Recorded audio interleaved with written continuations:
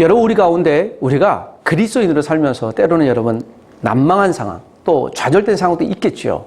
그럼에도 여러분, 우리가 희망을 갖고 소망을 가질 수 있는 이유는 무엇 때문이겠습니까? 네 안에 계신 예수 그리스도이기 때문입니다. 축구에서 1대0, 2대0, 3대0 지더라도요, 여러분 아직 전반전이 끝났지 후반전이 남아 있습니다. 게임은 아직 끝나지 않았습니다.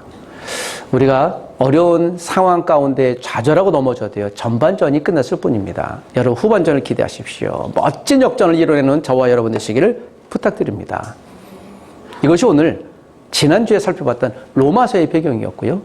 그 로마에 있었던 그리스도인들을 위해 특별히 베드로 사도와 마가가 글을 썼던 것이 오늘 마가복음입니다.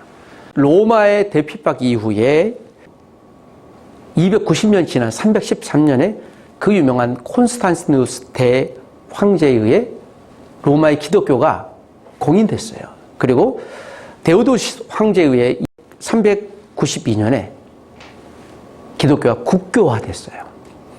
사실 이것은 아무도 몰랐을 것이에요. 역사적으로 지나고 보니까 로마서를 썼던 AD 57년에 오늘 마가복음을 썼던 AD 64, 5년쯤에 이 이야기가 왜 로마에 있는 교인들이 받아야 될 것인가? 그것이 드디어 뒤에 가보니 해석되었죠. 여러분, 예수 그리스도는 다시 오실까요? 그분이 말씀하신 나의 십자가를 나는 지금도 붙들고 있습니까? 지금의 고난을 예수 그리스도에 대한 믿음으로 극복할 수 있습니까? 이 질문이 오늘 마가복음에서 우리에게 던지는, 1차적으로는 로마에 있는 그리스도인들에게 던지는 편지이기도 합니다. 또 우리에게 주시는 말씀이기도 합니다.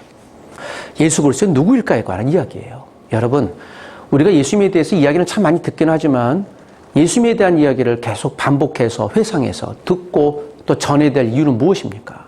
매 때마다 그 예수님은 달라요. 여러분, 우리가 유치원 때 또 초등학교 때 들었던 예수님은 어떤 분이십니까? 그분은 초코파이 주시는 분이에요. 예배 끝나면 초코파이 받았거든요. 야, 예수님 말씀. 중학교, 고등학교 들어가면 예수님은 어떤 분입니까? 내가 대학을 들어가게 하시는 그 예수님이 하고 열심히 또 기도합니다. 여러분, 대학생 때 예수님은 누굽니까? 나에게 좋은 직장을 주시는 분이에요. 또 좋은 직장이 끝나고 이제 앞으로 결혼 앞에 두면 예수님은 누구십니까? 나에게 매우 아름답고 유능하고 돈 많은 배우자를 주실 바로 그 예수님이야. 또 작년이 되면 어떤 예수님입니까? 우리 자녀가 정말 말 잘 듣게 인도해 주시는 중2도 통제해 주시는 그 예수님이야 라고 생각하실 것입니다. 여러분, 그 예수님에 대한 평가는 달라요. 늘 때마다 4, 5, 60, 70, 80, 90대 다를 것입니다. 다시 여러분 본문으로 들어가 봅시다. 능력의 예수 그리스도에 관한 이야기예요. 고통당하는 로마인들에게 예수님의 능력은 당장의 이 고통뿐만 아니라 앞으로 오게 될 먼 미래에 대한 고통도 해소시켜 주시는 분입니다. 사람들이 말 더듬고 청각 장애가 있는 한 사람을 주님 앞에 데리고 왔습니다. 이것이 오늘 본문의 사건의 시작입니다. 여러분, 말을 더듬고 청각 장애가 있습니다. 말 더듬는 것은요, 유창성 장애라고 해요. 말을 더듬다 보니 상대방이 말을 더듬는 사람의 말을 기다리지 못하고 이야기를 해요. 그래서 그가 말하는 것을 더 못하게 돼요. 갈수록 말하는 능력이 축소되는 것이 유창성 장애, 유창하게 말하지 못하는 거예요. 가끔씩 이런 더듬는 증상이 있을 수 있지만 대부분 성인이 되면 없어져요. 그런데 이분은 성인인 것 같아요. 그 친구들이 예수님 앞에 이 사람 데리고 왔거든요. 그리고 청각 장애까지 있습니다. 그래서 이중 장애가 있는 사람입니다. 이 당시 유대인들의 독특한 특징상 신체 장애가 있는 사람들은 하나님의 저주를 받은 사람이라고 일컬었기 때문에요, 대중 앞에 못 나섰습니다. 근데 이거 대중 앞에 나오는 거예요. 자, 그 한 사람이 자진해서 예수님 앞에 나오지 않고 함께 했던 몇몇 사람들의 이야기예요. 저는 오늘 이 이중장애를 갖고 있는 사람보다 그와 함께 있었던, 그를 예수님 앞에 데리고 나왔던 사람들의 행동을 여러분께 유심히 소개하려고 합니다. 그 함께 했던 사람들의 마음과 행동을 본문에서 찾아보시길 부탁드립니다. 인간으로는 불가능한 일을 창조자 예수 그리스도는 가능할 수 있다라는 믿음을 가진 여러 사람들이 그 이중장애를 갖고 있는 사람을 주께 데리고 왔습니다. 고통스러운 삶을 살아가던 이중장애인의 이야기가 이렇게 시작이 됩니다. 그 첫 번째 31, 32절은 그 배경을 이야기합니다. 자, 오늘 이 본문이 있기 전에 그 바로 앞절 30절까지는요. 예수님이 수로보니게 여인, 귀신 들린 이방 여인의 딸을 치유했던 사건이 나타납니다. 두로와 시도는요. 지금 오늘 본문이 기록된 갈릴리 지역보다 훨씬 위에 있습니다. 갈릴리 지역, 이 당시 한 1박 2일 정도 되는 도보거리예요. 예수님이 저 이방 땅에 갔어요. 예수를 믿지 않는. 그래서 그 이방 민족에게도 하나님의 관심이 있다. 특별히 그들이 아무도 해결하지 못하는 귀신 들린 딸, 그 민망한 딸을 한 어머니 아주 갈급한 기도로 치유받았던 것을 기억합니다. 그리고 다시 돌아와서 오늘 본문에 사건이 일어나요. 이 사건의 내용이 여러분 이중장애인이라고 그랬습니다. 사람들에게 인정받지도 못하고 아마 친구도 없었을 것인데요. 다는 아니었던 것 같습니다. 여러분 32절에 보니까 사람들이라고 나와. 이 사람들은 어떤 사람들입니까? 귀먹고 말 더듬는 자를 데리고 나온 사람들이에요. 이 사람들은 이름은 기록하고 있지 않지만 이중장애인과 함께 친밀했던 사람들 또는 이 장애인이 좀 치유받기를 원하는 가족은 아닌 것 같고요. 가족이었으면 가족이라고 특정했겠지만 사람들이란 표현이 있습니다. 그리고 끝까지 본문에는 이 사람들의 이름이나 직업 정체군을 이야기하고 있진 않지만 이 사람들이 이 당시 천박하게 여겨졌던 장애인들과 함께 거주하고 예수님께 데리고 나왔던 것으로 보아 아마 오랜 친구였을 것이라고 충분히 우리가 생각할 수 있을 것입니다. 예수님께 데리고 나왔어요. 목적은 무엇입니까? 안수하여 주시기를 원하는. 안수는요, 터치예요. 예수님이 터치하면, 만져주시면 많은 사람들이 회복이 되었거든요. 중풍병자나 또는 나병 환자나 또는 신체 장애자들이 아주 신변 능력으로 예수님 앞에서 치유가 됐어요. 예나 지금이나 여러분 우리가 불치병이 있을 때 누구를 찾습니까? 내가 해결하지 못할 혹시 병이 있을 때 누구를 찾아요? 예, 하나님도 찾고 의사도 찾고 이거 안 되면 예, 뭐 소위 용하다 하는 사람들을 다 찾잖아요. 한방도 찾고 침도 맞아보고 이것저것 해보고 다 해보지 않습니까? 목적은 무엇입니까? 한 가지. 내가 낫기 위한 거예요. 다른 목적은 없어요. 여기도 아마 그랬을 것이에요. 이 함께 했던 사람들, 유창성 장애와 말더듬 장애와 청각 장애, 이중 장애가 있던 사람들, 이 장애를 안고 가는 한 사람 곁에 그를 지키며 더불어 함께 살아온 사람들이 있었던 것이에요. 저는 그들을 인생 동역자로 부르고 싶습니다. 고난의 풍파를 견딜 수 있었던 이유, 이 이중 장애자가 아마 사회에서 고립되어 있을 것이 거의 분명한데 예수님 앞에 나올 수 있었던 이유는 무엇이었어요? 그가 혼자 나오지 않았잖아요. 함께 데리고 나왔어요. 데리고 나왔다는 것은 무엇이에요? 그가 자발적으로 갈 수 있는 용기가 없거나 사람들 앞에 나서기 어려웠거나 그래서 그를 데리고 나왔던 함께했던 복수의 누군가 사람들, 인생의 믿음의 친구들이라고 얘기할 수 있을 것입니다. 고난의 풍파를 견딜 수 있었던 바로 그 이유는 곁을 함께 지켜주던 비빌 언덕이 되어주던 사람들 때문이었습니다. 저는 이 말을 참 좋아해요. 이건 아마 한국어만 있을 거예요. 비빌 언덕. 비빌 언덕이 무엇입니까? 내가 의지할 어떤 사람, 대상, 무엇이라고 볼 수 있을 것입니다. 여러분, 교회는요, 세상에 비빌 언덕이 돼야 돼요. 함께 했던 인생 친구들이 어찌할 바를 몰랐어요. 이 고난당하는 친구를 위해서 무엇을 해줄 수가 없었어요. 그때 예수 그리스도의 소식을 듣게 됩니다. 아, 예수님이 수많은 사람들 고치셨으면 나의 친구도 고치지 않을까. 예수님 앞에 가자. 그리고 그를 데리고 나왔어요.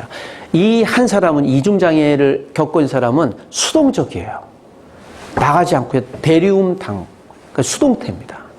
비자발적이었어요. 여기서 중요한 메시지가 있는 거예요. 우리가 예수님 앞에 나올 때도 자발적으로 나온 사람도 있지만 비자발적으로 나온 사람들이 많아요. 여러분, 우리가 전도하는 이유는 무엇입니까? 누군가 이 얘기해서 우리 예배당에 가자, 교회 가자 라고 했을 때 그렇게 해서 나온 사람을 별로 본 적은 없어요. 우리가 전도는요, 다들 비자발적이에요. 저도 생각해 보니까 원치 않게 교회를 다녔어요.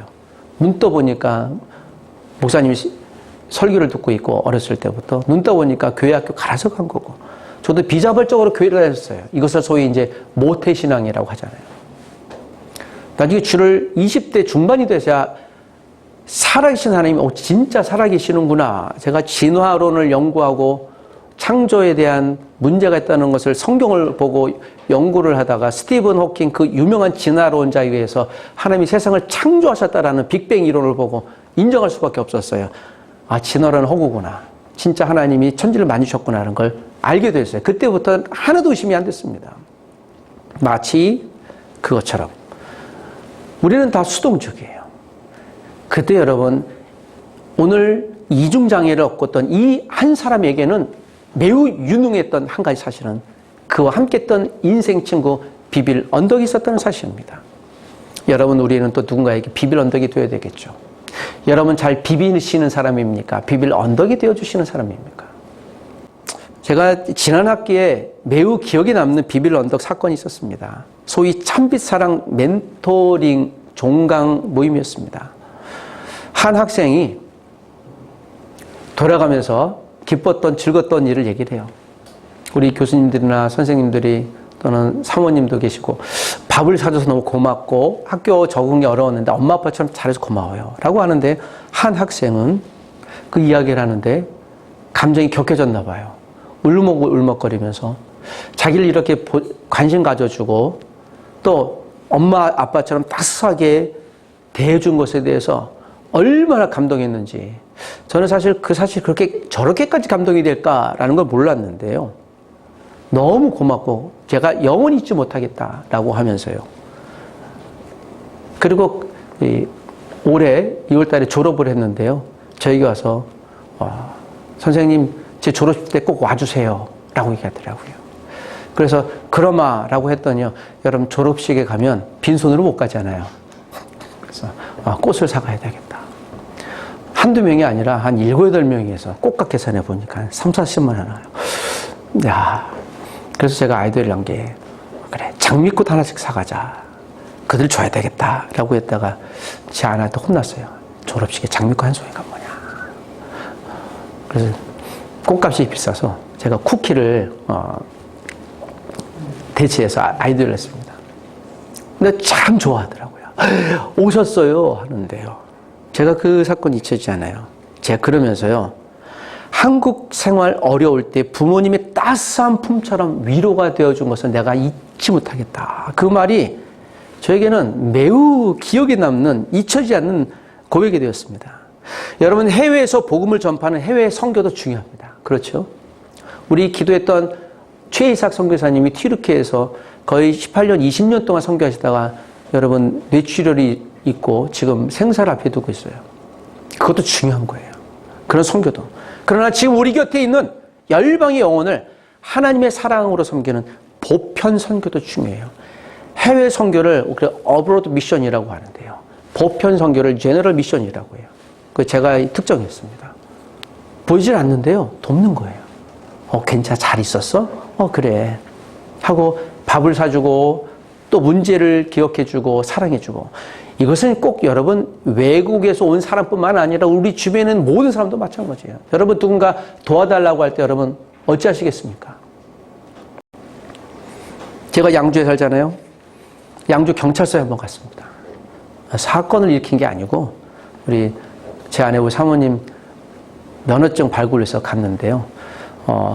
제가 갈 때는 굉장히 젊어 보입니다. 그래서 모자를 이렇게 챙을 뒤로 하고 옆에 딱 걸쳐 앉아갖고 이렇게 두리번 제가 보고 있는데요. 어떤 한 경찰관이 와서 저한테 인사를 해요. 그래서 네. 내가 뭔가 문제가 있나? 주차를 잘못했나? 경찰관이 물으면 좀 그렇잖아요. 왜 인사를 하지? 그러는데 저보고 교수님 저 모르겠어요. 그래서 누구지? 하고 있는데 보니까 제가 8년 전에 수업 시간에 만났던 친구예요. 기억을 더듬어 보니까 그 친구가 진로 때문에 4학년 때 스트레스를 굉장히 받았던 것 같아요. 제가 한 5번 정도 만나주고 그때 제가 베르데 카페 했을 텐데 와서 커피 사주고 막 했던 것이 기억이 나요. 그 드디어 경찰 공무원이 됐잖아요. 그러면서 그때 상담해 주신 거 너무 감사하다고. 그래서 제가 그래요 하고 와서 내가 이 학생을 상담했다고? 그래서 기억을 더듬어 본 거예요. 보니까 기록이 있더라고요. 핸드폰에도 그 문자 내용이 있구나. 그렇구나. 제가 그 친구를 보면서 정말 많은 걸 깨달았습니다. 한 사람의 인생이 바뀌는데요. 여러분, 제 시간이 의미 있게 사용됐던 것이에요. 너무 고맙다. 그리고 그 친구도 전화번호 알고 연락해 줄게. 왜냐면 또 혹시 또 문제가 있으면 저도 이제 도움을 받아야 되니까 라는 내심 그런 마음이 있었는데, 오면서 또 연락을 하니까 제가요, 의정부 경찰서로 발령을 받았으면서, 그래. 거기서 생활 잘했으면 좋겠다. 서로 계속 교제하자. 그런 얘기를 나눴습니다. 여러분, 우리는 살아있는 자체가 그리스도인은요, 보편적인 선교하는 거예요. 우린 그냥 그 자체가 전도의 대상이에요. 우리 한마디 한마디 하는 걸 다른 사람 유심히 봅니다. 그래서 그런 말 듣잖아요. 혹시 우리가 뭔가 문제가 있으면요. 아니, 그런데 말이야. 왜 교회 다니는 사람은 왜 그래? 라고 얘기하잖아요. 뭔가 문제가 있으면. 우리가 잘한 것을 얘기 안 해요. 뭔가 문제가 있으면 왜 그래? 라고 얘기를 합니다. 이 이야기는요. 사람들의 마음 가운데 그래도 교회는, 성도들은 세상의 기준이 되어야 하는 의지, 기대감이 있는 거예요. 우리가 빛과 소금이 될 기대감이 있는 겁니다. 여러분, 우리가 해외에서 온 학생들이든 상관없이 괜찮아요. 제가 153 사랑의 식탁 할 때 학생들하고 밥을 먹는데요. 제가 전도하는 유일한 한 가지는요, 기도하는 거예요. 그럼 이제 쳐다봐요. 저 선생님은 그리스도인이구나.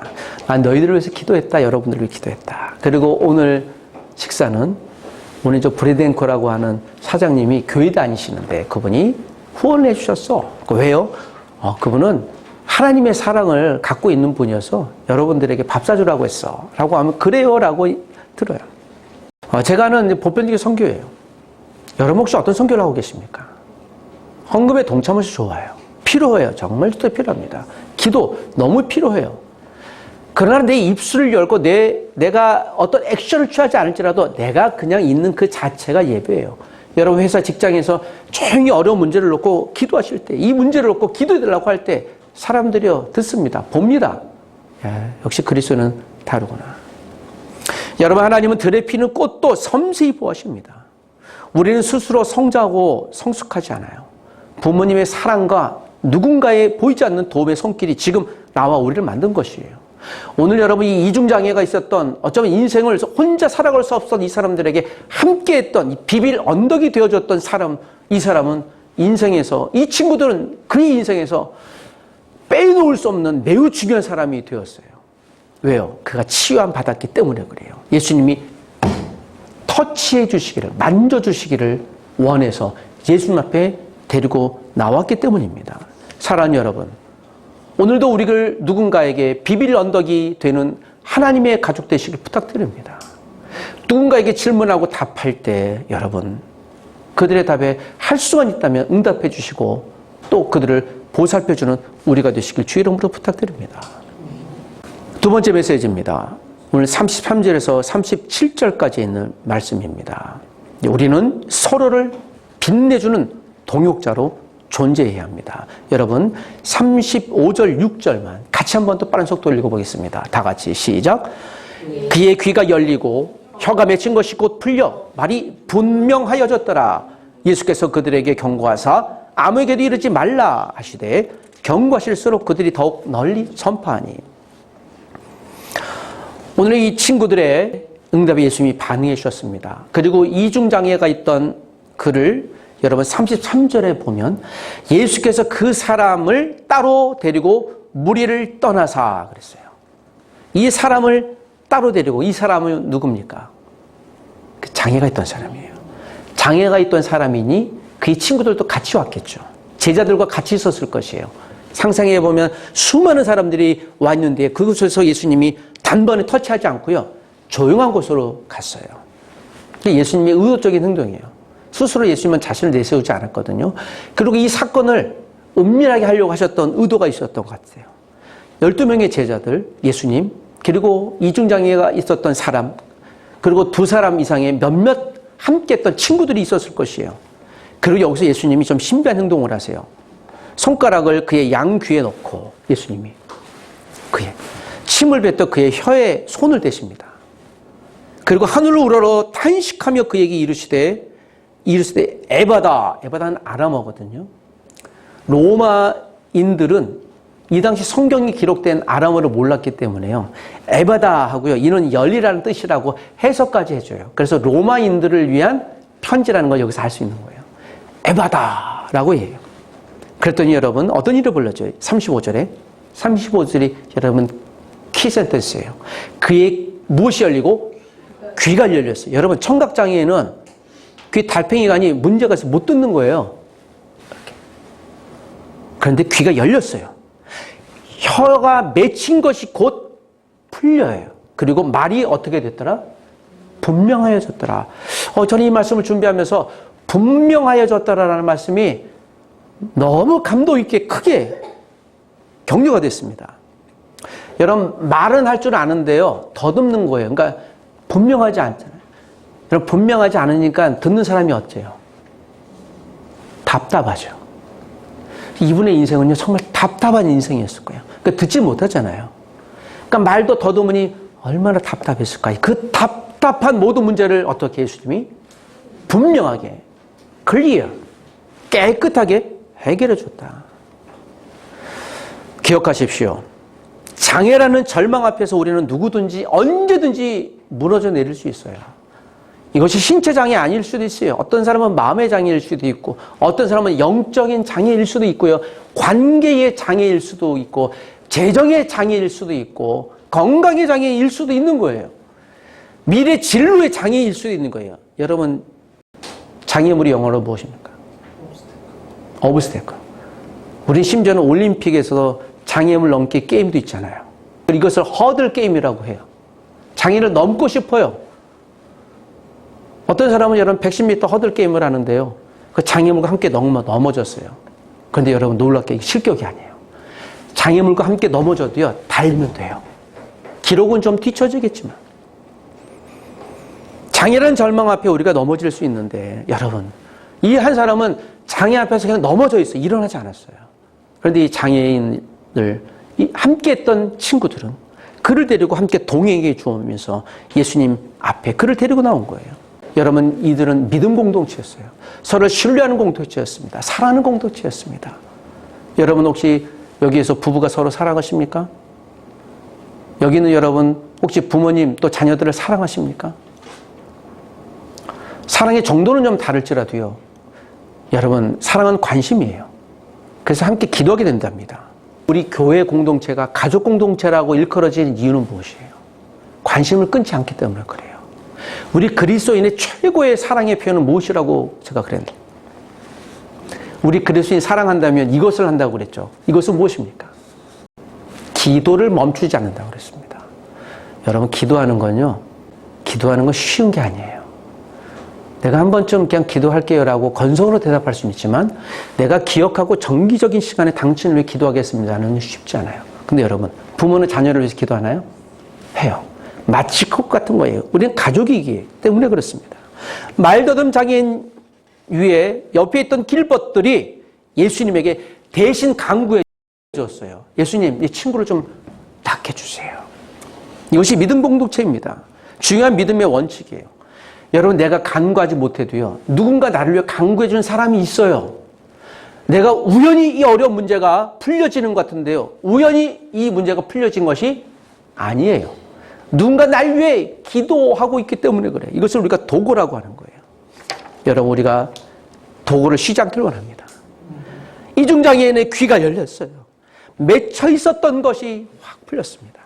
선명해졌습니다. 우리의 크고 작은 풀지 못하는 문제들이 묶여있던 문제들이 발목을 잡고 있었던 것들이 답답한 것들이 풀려진 겁니다. 여러분 혹시 어떤 문제가 있습니까? 몇 가지 문제가 있죠. 우리 문제 목록만 서로 나열한다고 그래도요. 1000페이지 책을 1000권 이상 써야 돼요. 우리 또 수련회 가야 돼요. 이것만 얘기하는 데 돼요. 6박 7일 수련회 가야 돼요. 문제만 나열하는 게 끝이 없는 것이에요. 여러분 문제가 우리의 발목을 잡고 있는 겁니다. 그런데 더 중요한 건요. 선명하게 하지 못하기 때문에 우리가 발목을 잡고 있는 거예요. 뭔가 선택을 해야 되는데 가야 되는데 답답한 거예요. 말은 좀 떠듬떠듬하는데 확실히 전달이 안 들려. 그래서 서로 듣는 이나 말하는 이나 답답한 거예요. 아, 이거 뭐지? 여러분, 그런 경우 있지 않습니까? 하다못해 여러분, 음식점에서 음식을 고를 때 답답하잖아요. 뭘 고르지? 진로 앞에서 한 두세 개 이럴 때 고민하고 있지 않습니까? 내가 누군가를 선택해야 되는데 누구를 해야 되지? 답답한 거예요. 직장을 다음 걸 선택해야 되는데 뭘 하지? 답답한 거예요. 답답한 거. 오늘 기독교 세계관 학자 우리 신동식 목사께서 제가 소개해준 책을 썼습니다. 비전과 욕망이라요. 제가 그분과 대화할 때도요, 한참 대화를 했는데요. 제가 이게 관심이 많잖아요. 저는 심리학을 공부한 전공자로서 정리를 너무 선명히 잘했는데요. 그분이 또 역설적으로도 이의를 제기해요. 뭐 성경에서는 그렇지 않다라고 얘기하면서요. 정의했던 양자 학자들도요, 이것을 정의하는데요, 서로의 말이 맞다고 그래요. 아직도 희미한 게 있는 거예요. 여러분, 비전과 욕망을 어떻게 구별하시겠습니까? 그 명확한 답을 제가 오후에 선명히 설명해 드리겠습니다. 오후를 기대하십시오. 욕망, 어떤 것은 내가 비전이라 생각하는데 욕망이 돼요. 어떤 것은 내가 욕망처럼 생각했는데 하나님의 비전이 된 것이. 여러분, 우리는 서로의 짐을 함께 짊어지는 사람들이 되야 될 줄 믿습니다. 이것을 여러분 동역자라고 해요. 동역자, 함께 길을 걷는 사람들. 저는 이것을 믿음의 길벗이라고 요즘에 칭합니다. 인생 길벗이라고 얘기합니다. 믿음 길벗이라고 얘기합니다. 우리가 서로의 짐을 짊어지는 사람들. 갈라디아서 6장 2절에도 너희가 서로 짐을 지라 그리하여 그리스도의 법을 성취하라고 이야기하세요. 이것이 갈라디아 교회, 신약에 제일 처음 나온 야고보서 갈라디아에서 주신 말씀이세요. 이것이 오늘 로마에 있는 성도들에게 주신 말씀이에요. 여러분, 로마에 두 부류가 있었다고 했지 않습니까? 헬라 출신 그리스도인, 유대인 출신 그리스도인이 서로 다투고 싸울 때 우리가 왜 하나가 되어야 될까? 예언적인 메시지였어요. 로마의 콜로세움에서 우리가 잡혀 죽을 때 서로 부둥켜 앉을 수 있는, 우리 엄마 아빠가 로마의 콜로세움에 희생당하여 고아가 됐을 때 그 고아를 나의 자녀로 키우려고 하는 공동체. 오늘 이 로마 공동체에 주셨던 오늘 이 한 사람의 메시지는 앞으로 로마 교회가 300여 년을 견뎌야 될 하나님의 예언적인 메시지로, 상징적인 메시지로 그는 들어야만 했습니다. 로마 교인들은 이 사건을 직접 보지 못했어요. 그래서 마가가 이걸 기록해야 됐겠죠. 베드로가 이것을 의도적으로 기록해야 될 이유가 있었을 것입니다. 사랑하는 여러분, 오늘 이 말씀이 오늘 우리에게 격려가 되고 힘이 되고 하나님의 능력이 되는 말씀으로 붙으시길 부탁합니다. 36, 7절에 보니 이 일을 사람들이 멈추라 말하지 말라고 했음에도 불구하고 그들이 이야기하기 시작했어요. 예수님이 내 친구를 고쳐주셨다. 여러분, 답답한 문제가 풀리면 간증하게 될 것입니다. 여러분이 기도응답 받아야 될 이유가 여기 있는 거예요. 기도응답이 내가 원하는 것이 아닐 수도 있어요. 그런데 응답은 노로도 와요. 예스로도 오지만요. 웨이팅으로도 옵니다. 그때 우리가 확증하는 거예요. 하나님 기다리고 하셨어. 난 기다려야 돼. 그게 내 응답이야. 하나님이 아니라고 하셨어. 좀 아쉽긴 한데 하나님의 응답이니 나 이거 너무 좋아. 내가 원하는 하나님이 주셨어. 하나님이 주신 것이야. 확실해졌어. 여러분, 확실해질 때 우리의 믿음은 성장하고 성숙하시는 거예요. 말씀을 정리하십시다. 기억하십시오. 이중 장애인을 도왔던 사람들의 이름은 성경에 기록되지 않아요. 어쩌면 무명의 사람들로 남아 있는 듯 보입니다. 그러나 그들의 친구를 위해 헌신했던 헌신적인 일을 베드로는 기억하고 있었어요. 마가가 이것을 기록했습니다. 때론 우리의 일들이 세상에 드러나지 않을 수도 있습니다. 우리의 헌신이, 기도가 사람들에게 회자되지 않을 수도 있어요. 몰라줄 수도 있습니다. 그러나 하나님은 알고 계실 것이에요. 하나님은 이것을 기억하고 계십니다. 생존을 도전받는 로마에 있는 교인들에게 서로 챙겨라, 서로를 기억해라, 서로를 위해 기도해라, 서로를 섬겨라.